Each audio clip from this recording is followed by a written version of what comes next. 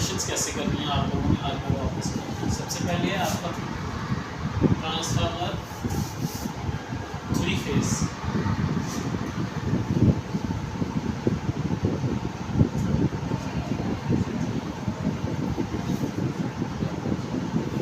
ठीक है, सबसे पहले ट्रांसफार्मर के कनेक्शंस। तो इसमें दो किस्म के कनेक्शंस हैं। पहला है आपका डेल्टा कनेक्शन, जिसमें आपका एक फेज हर दूसरे फेज के साथ आपस में जुड़ा होता है। अगर ये 1 सिरा है, ये 2 इसका सिरा, 3 4 5 6 6।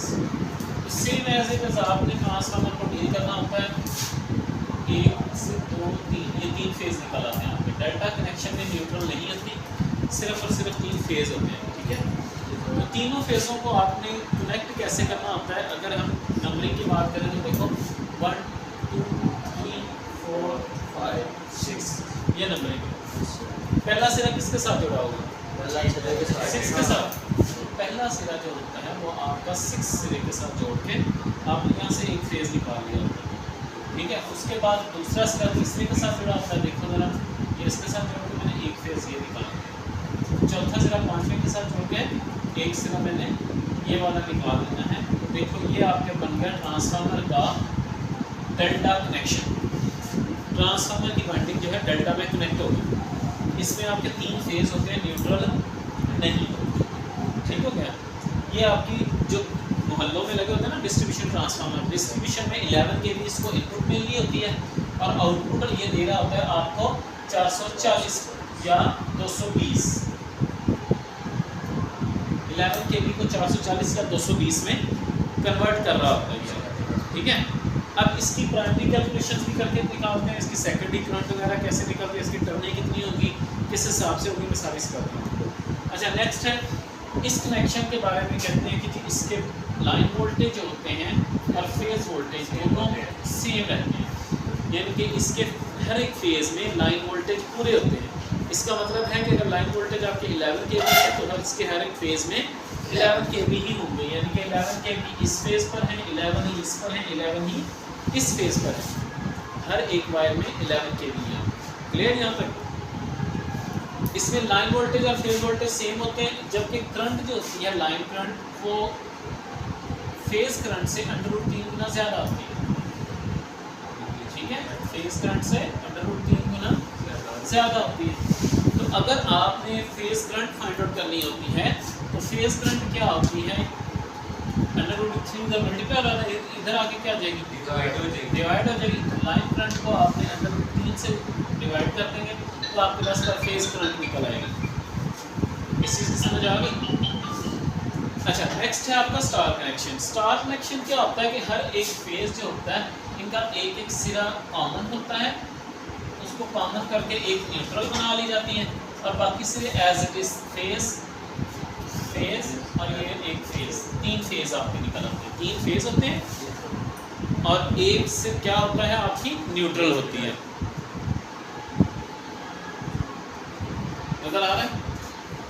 ठीक है, तो अब यहाँ पर इनको कनेक्शन कैसे करते हैं। अगर ये सिरा 1 है, ये 2, ये 3 है, ये 4, ये 5 है, तो ये कौन सा हो गया 6 सिरे जुड़ गए।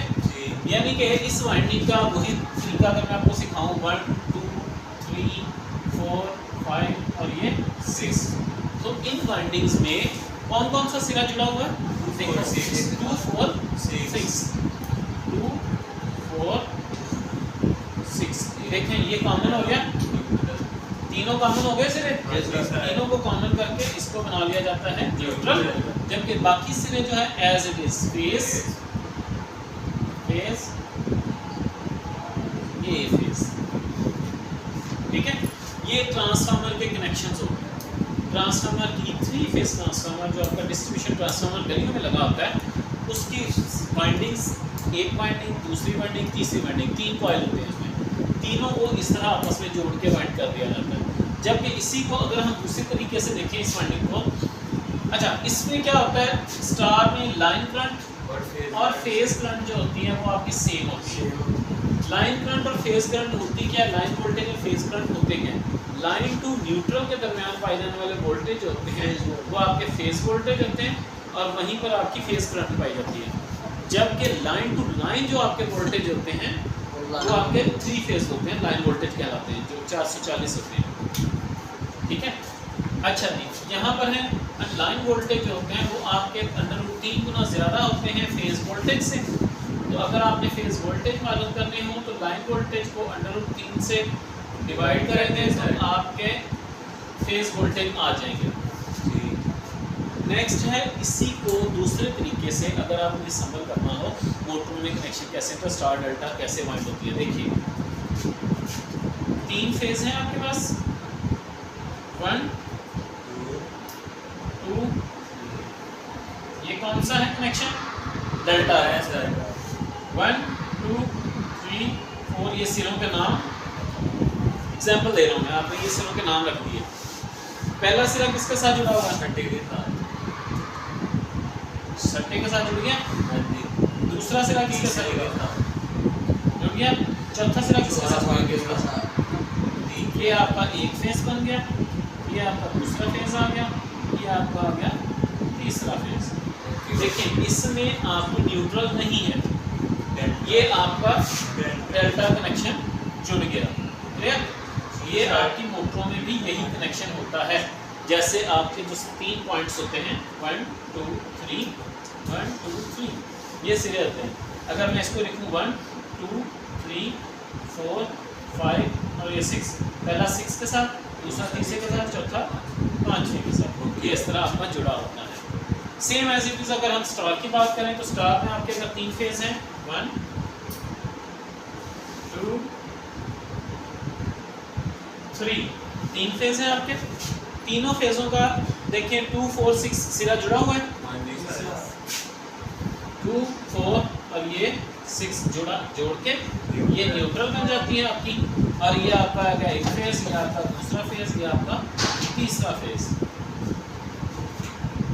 ठीक है, जब आप इसको मोटर के लिए डील करते हैं तो आपके सीरीज कनेक्शन क्या होंगे,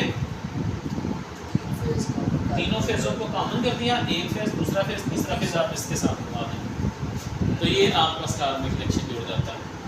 इस चीज़ की समझ आ गई है? अच्छा, नेक्स्ट है कि आपने इसकी कैलकुलेशन कैसे करनी होती है, कि आपने कैलकुलेट करना है कि 11 kV अगर आ रही है तो इसमें करंट कितनी होगी, इसमें आपकी करंट कितनी होगी, कि कितनी करंट इसकी प्राइमरी साइड पर है और इसकी सेकेंडरी साइड पर कितनी करंट आ रही है। तो अगर आपने ये चेक करना हो तो क्या करते हैं, formula P = √3 VI cos theta. 3 phase, हाँ जी, 3 फेज का फार्मूला क्या है, इसका पावर का लाइब्रेरी के पूछने की बात है, √3 VI cos theta. VI cos theta, लेकिन मैंने समझाया था लाइन वोल्टेज और लाइन करंट का इस्तेमाल करना है आपने, यहाँ पर फेज नहीं लिख देना। अगर आप खाली फेज लिख दोगे, खाली ई लिख दोगे और खाली आई लिख दोगे तो वो आपकी लाइन करंट नहीं फेज करंट कहलाएगी। ठीक है, तो आपने खाली यहाँ पर खाली नहीं छोड़ना, साथ IL और VL लाजमी लिखना ताकि लाइन वोल्टेज और लाइन करंट आपकी शो हो। अच्छा जी, जहाँ पर अच्छा ट्रांसफार्मर आपका है, ट्रांसफार्मर की पावर है आपकी 100 kVA का ट्रांसफार्मर है, ये एग्जाम्पल दे रहा हूँ, ये 100 kVA का ट्रांसफार्मर है। जहाँ भी पावर kVA में हो वहाँ पर आउटपुट कितनी होती है, तो cos थीटा कितना होता है, पावर फैक्टर उसका यूनिटी 1 होता है, तो पावर फैक्टर लगाने का कोई फायदा नहीं होता। तो हम इसको सिंपल तरीके से सॉल्व करते हैं। IL को इधर रखा, P/√3 VL, लाइन यहाँ से खत्म हो जाएगी। ठीक है, cos थीटा आपका खत्म हो जाएगा। तो आपने इसमें वैल्यूज पुट करें, 100 kVA है, ठीक है, K को खत्म करने के लिए 1000 से अपनी जरूरत दे दी, ओवर √3 लाइन वोल्टेज कितने हैं, 11 kV, 11 मल्टीप्लाई बाय 1000 से कट गया, √3 को मल्टीप्लाई करो 11 से और 100 पे डिवाइड करो। √3 को पहले मल्टीप्लाई करें, 173 × 11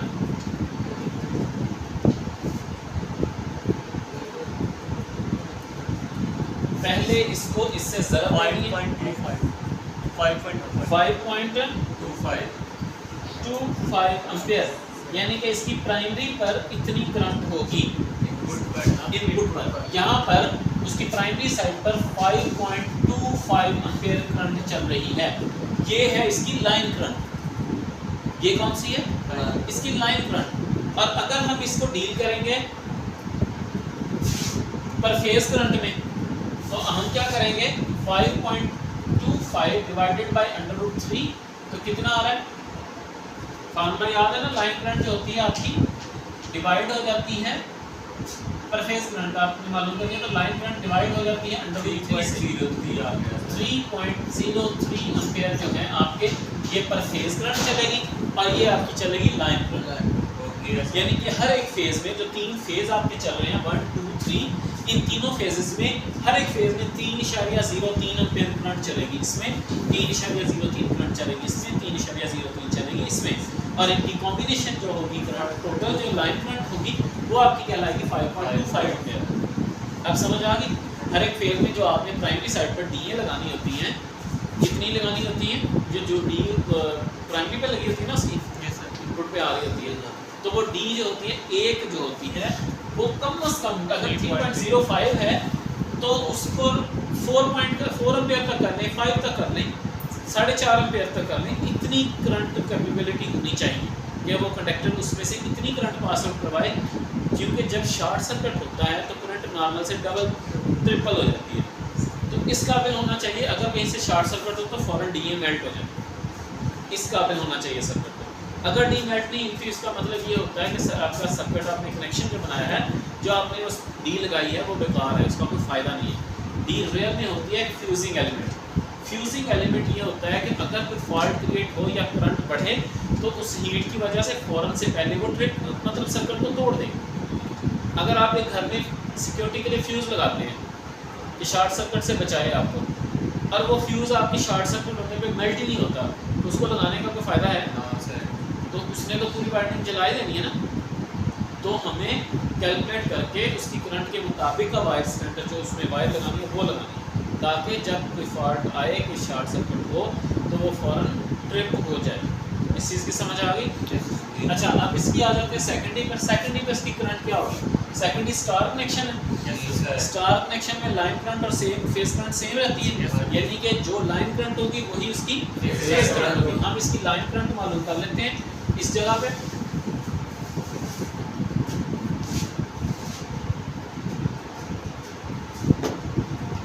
लाइन करंट फार्मूला क्या है? P/√3VL, यही है ना? ये भी cos थीटा है यहाँ पे, पावर उसकी 100 kVA है, ठीक है? तो यहाँ पर भी cos थीटा है, इसमें भी cos थीटा लगा लेना, ये ले। लेकिन पावर जब kVA की हो तो cos थीटा की वैल्यू कितनी है? 1। तो 1 हो तो लगाने का फ़ायदा है इसका? तो इसलिए मैंने लगाया ही नहीं था, ठीक है? तो अब हम यहाँ पर डील करते हैं। पावर आपकी आ रही है 100 ओवर √3। वोल्टेज कितने होते हैं 3 फेज में आपके? जो ये 440 मल्टीप्लाई बाय 1000।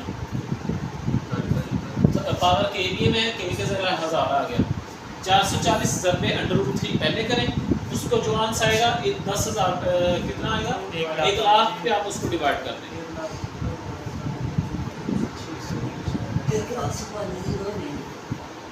ये 200 से कुछ एम्पेयर आएगी, 131 आ रही है, 131 एम्पेयर आ रही है लाइन करंट। अगर इसकी लाइन करंट ये है तो इसका मतलब ये हुआ कि इसके तीनों फेजेस में 1 2 और 3, इस तीनों फेजेस में आपकी लाइन करंट सेम चलती है। तीनों फेजेस में आपकी कितनी होगी? हर एक फेज में 131 एम्पेयर करंट होगी। अगर आपका 100 kVA का ट्रांसफार्मर लगा है, ये पावर है इसकी 100 kVA, आउटपुट पे साइड दे रहा है। हाँ जी, ये आउटपुट पे सेकेंडरी साइड पर जो आपने स्टार कनेक्शन किया हुआ है वहाँ पर 131 एम्पेयर करंट दे रहा है हर एक फेज के ऊपर। इस चीज़ की समझ आ गई। अब आपने वहाँ पर लोड जो लगाना है वो इस काबिल हो कि 131 एम्पेयर ही गुजारे, इससे ज़्यादा। अच्छा, इसमें वोल्टेज क्या होंगे आपके 440 है लाइन वोल्टेज। लाइन वोल्टेज कितने हैं 440। तो फेज वोल्टेज कितने होंगे VL/√3। फार्मूला ये याद है? Yes sir. ठीक है, तो आप क्या करेंगे इसको 440 डिवाइडेड बाय √3 करें इसको।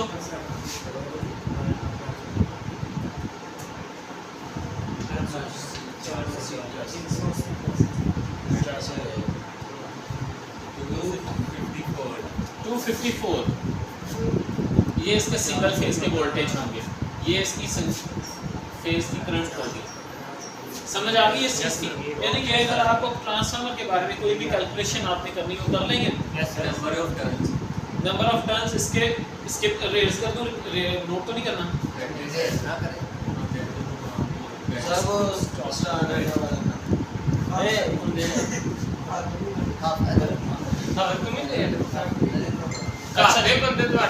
अब नेक्स्ट है तो यहाँ पर आपके पास सिंगल फेज ट्रांसफार्मर आ गया जी सर, या 3 फेज या सिंगल फेज कोई भी ट्रांसफार्मर आ जाता है ना, उसकी प्राइमरी और सेकेंडरी टर्नें होती हैं। तो इसमें आपकी देखो प्राइमरी टर्न्स भी होगी, टर्न को हम n से शो करते हैं, उसको हम n1 कह सकते हैं या np कह सकते हैं। ठीक है, प्राइमरी टर्न्स। इसी तरह यहाँ पर इसके आउटपुट होंगे सेकेंडरी टर्न्स ns। ठीक है, सेकेंडरी टर्न्स। यहाँ पर वोल्टेज होंगे प्राइमरी वोल्टेज, यहाँ पर वोल्टेज होंगे आपके सेकेंडरी वोल्टेज, यहाँ पर आपकी करंट होगी प्राइमरी करंट, यहाँ पर आपकी करंट कौन सी है सेकेंडरी करंट। यहाँ तक समझ आ गया आपका? ये तीनों चीजें इसकी, ये आपकी प्राइमरी साइड है, ये आपकी सेकेंडरी साइड। ठीक है, प्राइमरी साइड को हमेशा आप सप्लाई देते थे, तो ये आपकी होगी इनपुट वाली साइड, तो ये आपकी आ गई आउटपुट की साइड। याद रहे कि प्राइमरी जो होती है आउटपुट से दोनों अलग-अलग होती है, इनका आपस में वायर के जरिए कोई ताल्लुक नहीं होता। इनमें ईएमएफ पैदा होती है इलेक्ट्रोमैग्नेटिक इंडक्शन के जरिए, फ्लक्स के जरिए, लेकिन कोर के रास्ते से होते हुए फ्लक्स उसके साथ टकराता है। मैंने समझाया था ना ये पूरा लेक्चर। तो टकराएगा, उसमें ईएमएफ पैदा होगी। जितनी टर्नें अगर ज़्यादा कर देंगे तो ईएमएफ ज़्यादा आ जाएगी, टर्नें कम कर देंगे तो ईएमएफ कम हो जाएगी। तो ये आप पे डिपेंड करता है आपकी टर्नों के ऊपर। अब सवाल ये है कि टर्नें डालनी कितनी है आपको रिक्वायर्ड है। मिसाल के तौर पर आप सिंगल फेज ट्रांसफार्मर है, सिंगल फेज ट्रांसफार्मर आपका सप्लाई कितनी वोल्ट देते हो आप? 230 वोल्ट आपने सप्लाई दे दी या 220 दे दी, इतनी होती है ना। तो सिंगल फेज की सप्लाई कितनी है 230 वोल्ट। आम रेगुलर में हम 220 होते हैं कहते हैं, लेकिन आपके 230-35 वोल्ट आ रहे होते हैं आपके पास। आप 220 वोल्ट ही लगा, आपके पास सप्लाई है 220 वोल्ट। नेक्स्ट आपने सेकेंडरी के ऊपर आपने डिज़ाइन करना है कि मेरे आउटपुट पे मुझे इतने वोल्ट चाहिए। सपोज आपको आउटपुट पे इसी ट्रांसफार्मर से 300 वोल्ट चाहिए। एग्जांपल दे रहा हूँ मैं, कितने वोल्ट चाहिए 300 रिक्वायर्ड है मुझे।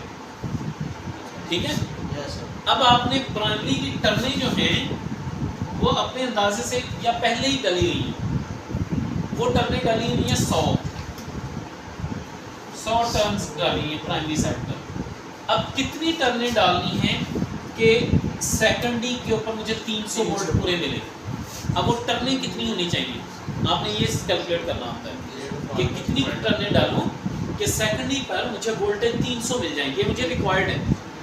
ठीक है, इसके लिए फार्मूला होता है, एक कांस्टेंट रेशियो होती है, एक सिंपल रेशियो होती है। अगर क्वेश्चन में आए कि ट्रांसफार्मर की वोल्टेज रेशियो क्या है, तो आप उसको कह सकते हो वोल्टेज रेशियो है आपकी V1/V2। अगर वो पूछे टर्न रेशियो क्या है तो आप उसको कह सकते हो N1/N2। अगर वो पूछे करंट रेशियो क्या है तो I1/I2। ये आपकी सिंपल रेशियो आ रही है। ठीक है, इसको 1 लिखा हुआ है, इसको आप EP प्राइमरी वोल्टेज और BS सेकेंडरी वोल्टेज के नाम से भी आप इसको कैलकुलेट कर सकते हो। इस चीज़ की समझ आ रही है? अच्छा, नेक्स्ट है, ये तो थी आपकी simple voltage ratio, turn ratio और करंट रेशियो। लेकिन इसी को अगर आप एक कांस्टेंट रेशियो के नाम से देखो, जो कि इसकी ट्रांसफॉर्मेशन या इसकी कैलकुलेशन के लिए इस्तेमाल होती है, वो कांस्टेंट रेशियो होती है, उसको हम K से ज़ाहिर करते हैं। कांस्टेंट रेशियो, उसको हम के से जाहिर करते हैं। सपोज इसका फार्मूला होता है VS ओवर BP, ठीक है, बराबर होता है N2 ओवर N1। देखो मैंने इसमें VS लिखा है तो ये V2 ही है, BP लिखा है तो ये V1 है, लेकिन उस तरह मैंने वो लिख दिया ताकि आपको किसी तरह का भी आ जाए, N2 आ जाए तो आप समझ जाएं ये सेकंड साइड पर है, NS आ जाए तो भी आपको पता होना चाहिए ये सेकेंडरी आउटपुट वाली साइड पर है। लेकिन करंट वाली रेशियो चेंज नहीं होती, ये वही रहती है I1 ओवर I2। यहाँ तक ओके हो गया। अब नेक्स्ट ये है कि आपने मालूम करना है NS मालूम करना ना। सबसे पहले आप देखें इसमें से कौन सी दो चीजें हैं जो आपके पास पूरी है, वोल्टेज V1 भी है V2 भी है। तो मैं क्या करूंगा, ये चीजें उठा के इसकी K की वैल्यू मालूम करूंगा। K is equal to V2 over V1 300 over 100 is equal 8 over 220 है, 220 करो इसको कैलकुलेट। 1.36 ये आपके पास आ गई कांस्टेंट रेशियो आ गई। अब आपने मालूम क्या करना है, टर्न्स। आप क्या करते हो, अब K को इसके बराबर उठा लो, K बराबर है N2 ओवर N1, ये उठा लो। आपने मालूम करना है N2, N1 इधर आके क्या हो जाएगा, मल्टीप्लाई N2 K N1, यही है ना जी सर। अब आप मालूम करें K की वैल्यू है 1.36 multiply by 100 is equal to 136 turns आप डालेंगे सेकेंडरी साइड पर। देखिए अब आपने कितनी टर्नें डाली हैं, ये 100 है, 100 टर्नें हैं। अगर सेकेंडरी पर आपने 136 टर्नें डालेंगे तो ही आपको 300। तो ये कौन सा ट्रांसफार्मर है, स्टेप अप। अब यहाँ पर देखो वोल्टेज इसके कितने थे, आपको कितने मिल रहे हैं, तो ये स्टेप अप ट्रांसफार्मर हो गया। इस चीज की समझ आई। करंट किसकी ज्यादा होगी, प्राइमरी में ज्यादा होगी कि इसमें? अगर वोल्टेज बढ़े तो करंट कम हो जाती है सेकेंडरी में, ठीक है। अच्छा यहाँ तक समझ आ गई, क्लियर। अब एग्जांपल देता हूँ इसी क्वेश्चन में। एग्जांपल ये है कि यहाँ पर चल रही है आपकी 10 एम्पीयर, 10 एम्पीयर प्राइमरी चल रही है। अब आप करंट निकाले सेकेंडरी की, K इज इक्वल टू क्या फार्मूला है, I1 ओवर I2। आपने I2 मालूम करना है, I2 इधर डिवाइड हो रहा है, इधर आके क्या हो जाएगा, K इधर मल्टीप्लाई हो रहा है, इधर आके क्या हो जाएगा, यानी कि फार्मूला बन जाएगा I2 is equal to I1 over K। तो आप I1 कितनी लगा रहे हो, 10 ampere over 1.36 is equal to 7.35 ampere. अब देखो अगर आपके वोल्टेज बढ़े हैं 300 वोल्ट हुए तो करंट पहले 10 एम्पीयर थी यहाँ पर, अब कितनी आ गई है यहाँ पर 7.35 एम्पीयर। ये आपकी I2 आ गई, ये I1 आ गई। तो देखो वोल्टेज के बढ़ने से आपकी करंट जो है कम हो गई। इस चीज की समझ आ गई। अच्छा इसी को अगर दूसरे तरीके से सॉल्व करें, मिसाल के तौर पर यहाँ मुझे कितने वोल्टेज चाहिए थे, पहले मुझे 300, अब मुझे चाहिए 30 वोल्ट, या मुझे चाहिए सिर्फ 12 वोल्ट, 12 वोल्ट चाहिए मुझे ट्रांसफार्मर के। मैं क्या करता हूँ, K नहीं निकाला मैंने, K नहीं मालूम किया, मैंने सिर्फ इन दो वैल्यूज को उठाया, ठीक है। इसी सवाल को मैंने दो वैल्यूज को उठाया। अब इसको सवाल को सॉल्व कर रहा हूँ। यहाँ पर देखें क्या है आपके पास, V2 over V1 N2 over, यही है ना। आपने सेकेंडरी की टर्म्स मालूम करनी है सर, ठीक है। N2 मालूम करना है, N1 इधर डिवाइड हो रहा है, इधर आके क्या हो जाएगा, फार्मूला आपका क्या बन जाएगा, N2 बराबर है V2 ओवर V1। ये हो गया फार्मूला। Yes sir. आपके पास V2 कितने हैं, 12, V1 है 220 मल्टीप्लाई N1 कितना है आपके पास, 100 डाली है। करें इसको कैलकुलेट 5.4 यानी कि 5.5 ही लगा लें आप, ठीक है। इतनी टर्न आपने यानी कि 5.5 टर्नें डालनी है सिर्फ आउटपुट में, तो आपको 12 वोल्ट मिल जाएंगे, ठीक है। ये स्टेप डाउन ट्रांसफार्मर, अब ये इस तरह का ट्रांसफार्मर बन गया, ये आपका ज़्यादा है और ये आपने सिर्फ 2-3 दफ़ा इस तरह डाल लिया, ये स्टेप डाउन ट्रांसफार्मर बन गया। यहाँ पर आपके वोल्टेज हैं 220 और यहाँ पर आपके 12 वोल्ट हैं सिर्फ, ठीक है। ये 100 टर्नें थी और यहाँ पर किसी 5.5 टर्न्स, ठीक है। अब इसी तरह जब आप इसकी करंट निकालेंगे तो करंट निकलेगी तो ऑटोमेटिकली ये इससे ज़्यादा निकलेगी। अगर यहाँ पर 10 एम्पीयर है, एग्जांपल दे रहा हूँ, इसकी करंट निकालें ज़्यादा निकलेंगे 10 से, ठीक है। उसके ज़्यादा कैसे निकलेगी, मैंने जैसे यहाँ पर 2 चीज़ें ली थी, अब यहाँ से ये 2 चीज़ें ले लेता हूँ, ठीक है। मैंने ये चीज़ मालूम करनी है, इसके साथ मैंने ये उठा लिया, तो देखो N2 ओवर N1 बराबर है I1 ओवर I2 के, मैंने I2 मालूम करनी है, ठीक है।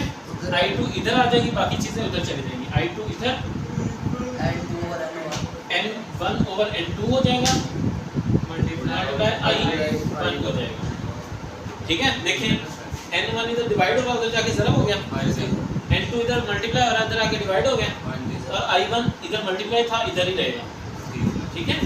तो आपने N1 कितनी है 5.5 ओवर N2 कितना है 100, N1 है आपके पास 100, N2 है 5.5 मल्टीप्लाई बाय 10, करो ज़रा